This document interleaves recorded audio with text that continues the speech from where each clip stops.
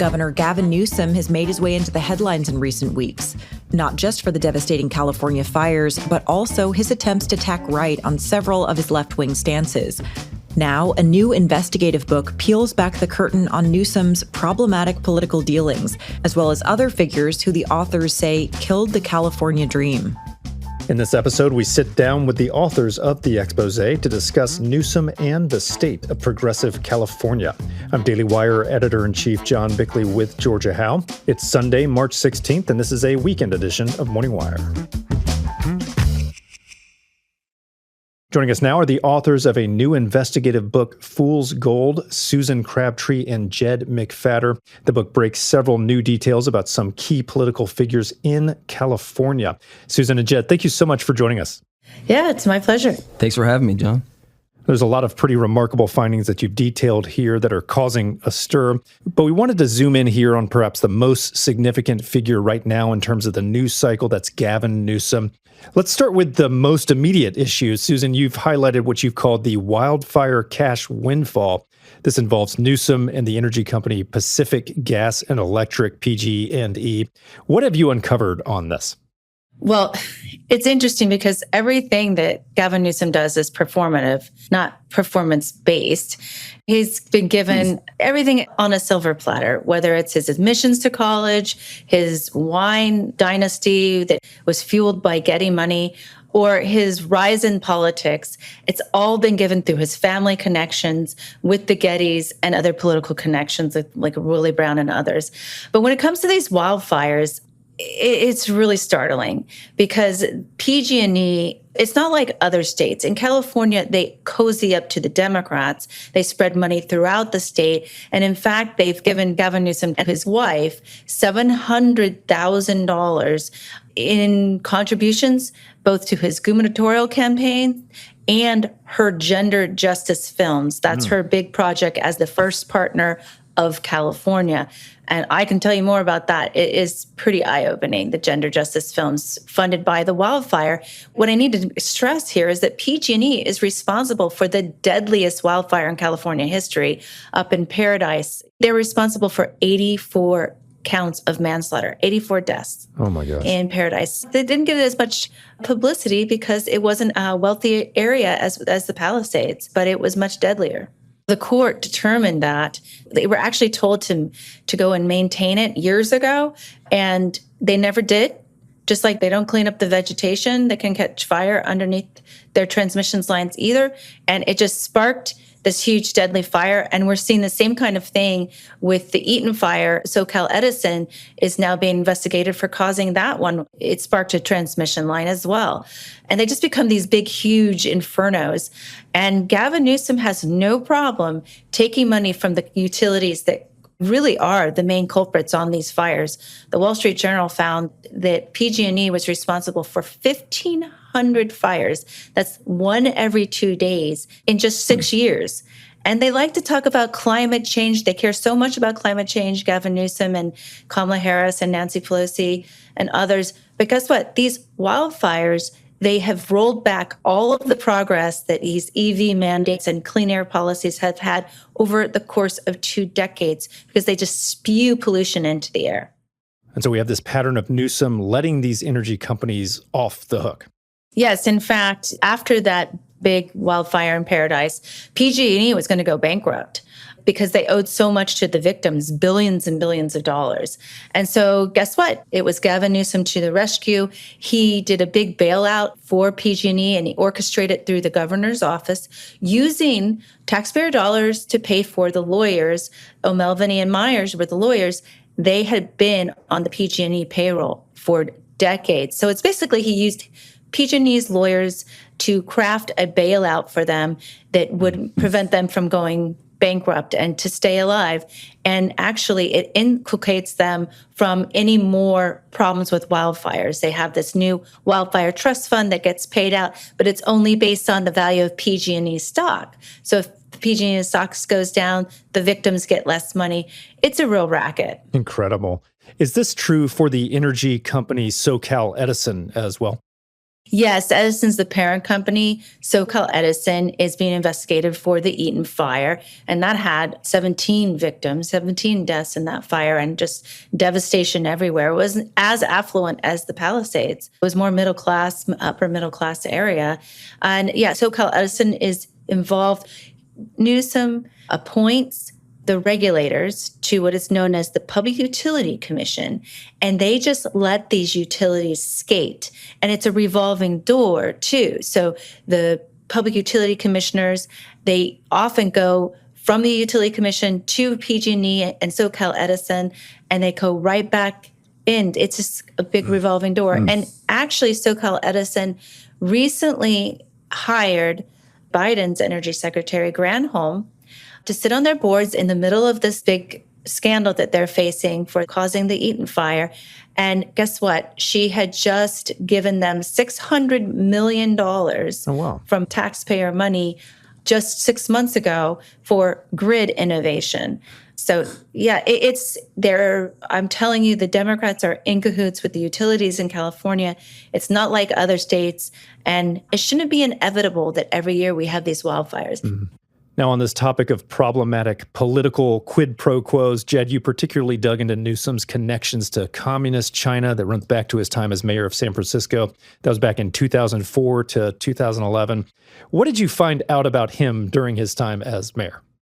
One of the main things we look at from when he was mayor, we have a whole chapter devoted to it, is while he was mayor, he created a nonprofit. He called it a nonprofit. It's not clear exactly what it is. It's an organization that he set up that was run out of the mayor's Office of Economic Development. And it was co-founded with a Chinese billionaire who has ties to like the highest levels of the Chinese Communist Party. And his businesses are tied in with Chinese criminal gangs. His name's Vince Lowe.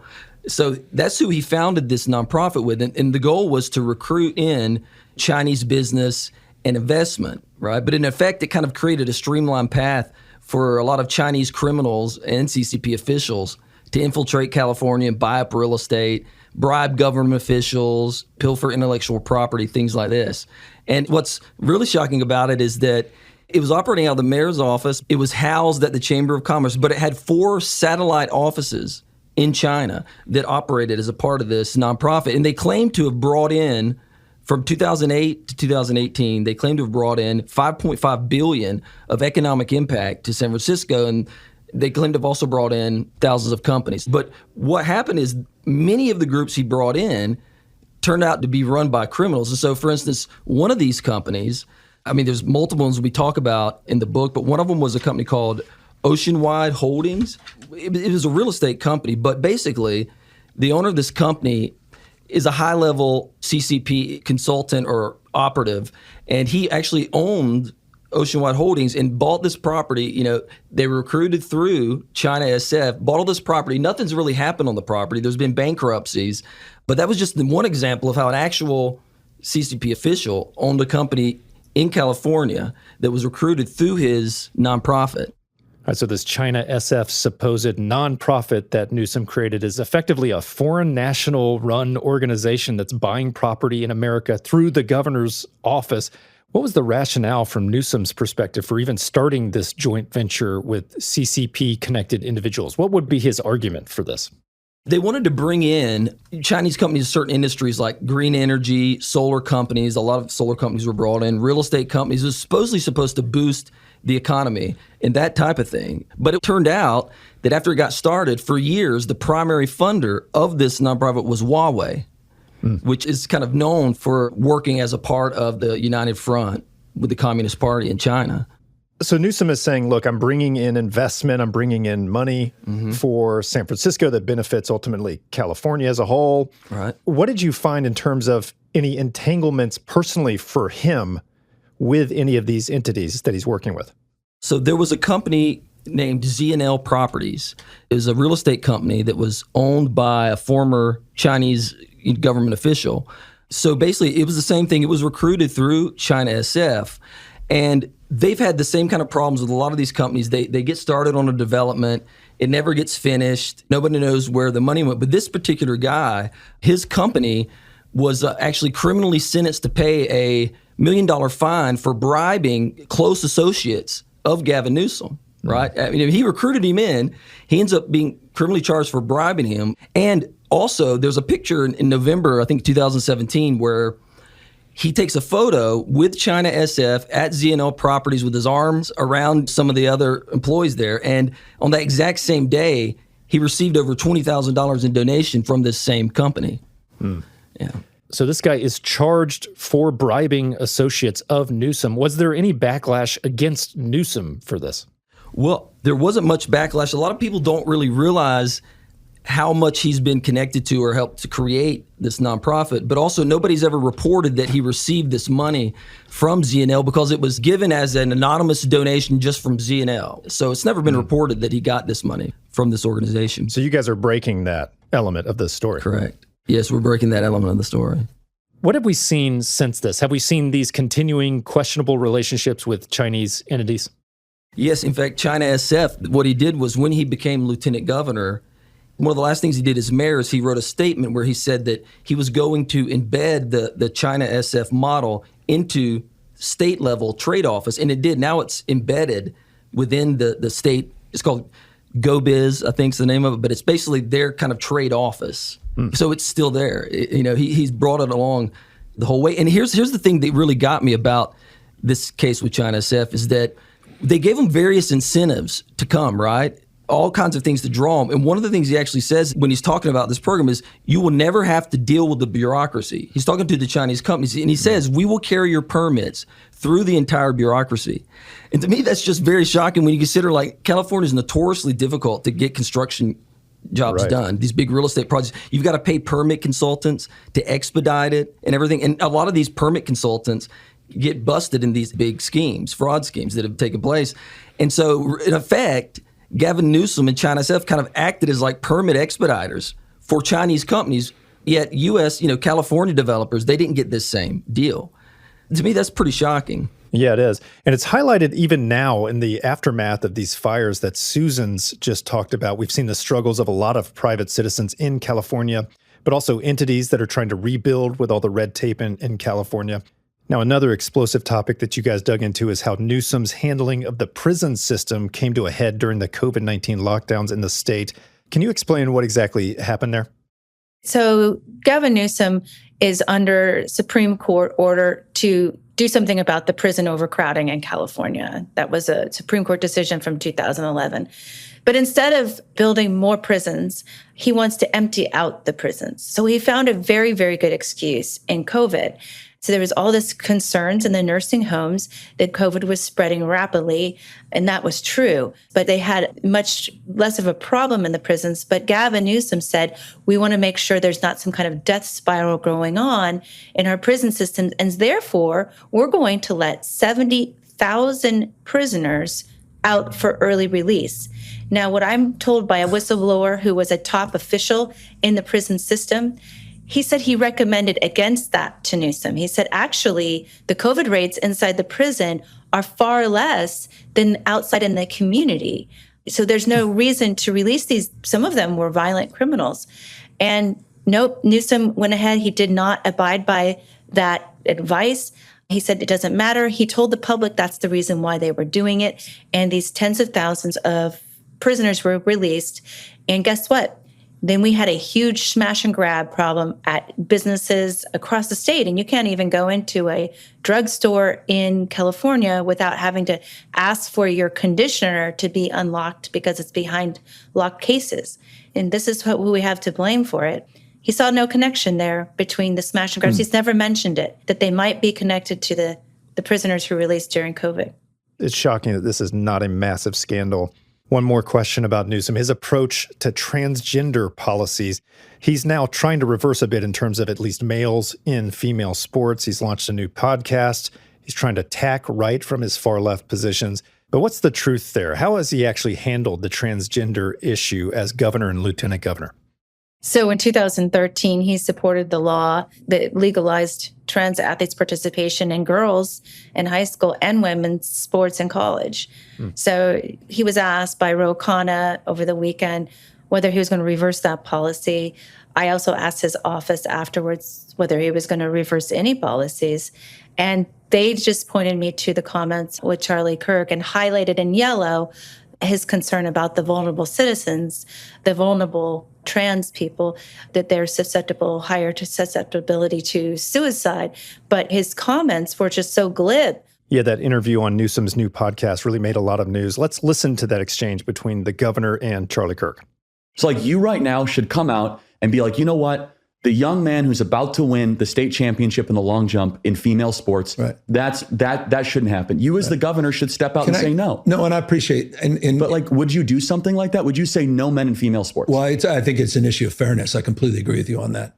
So that's easy to call out, the unfairness of that. There's also a humility and a grace, that these poor people are more likely to commit suicide, have anxiety and depression. And the way that people talk down to vulnerable communities is an issue that I have a hard time with as well. So both things I can hold in my hand. But meanwhile, in 2022, he had declared the state of California a trans sanctuary state, meaning that anybody where other states were outlawing trans surgery or trans medical care, they could come, and of course they would not be prosecuted in California.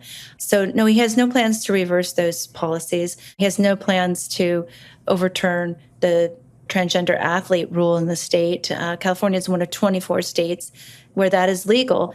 So it's all performative. He says things he doesn't really mean. He talked about in the Charlie Kirk podcast that it's the mask you live in, which is interestingly enough one of the titles of his wife's gender justice films. Talks about how he feels that you fill into the mask, it's that you live in a mask and you keep getting promoted to new positions and you just fill in the mask. You become the person that the people want you to be or that your base wants you to be, but you have no internal convictions. That's what it seems to be saying.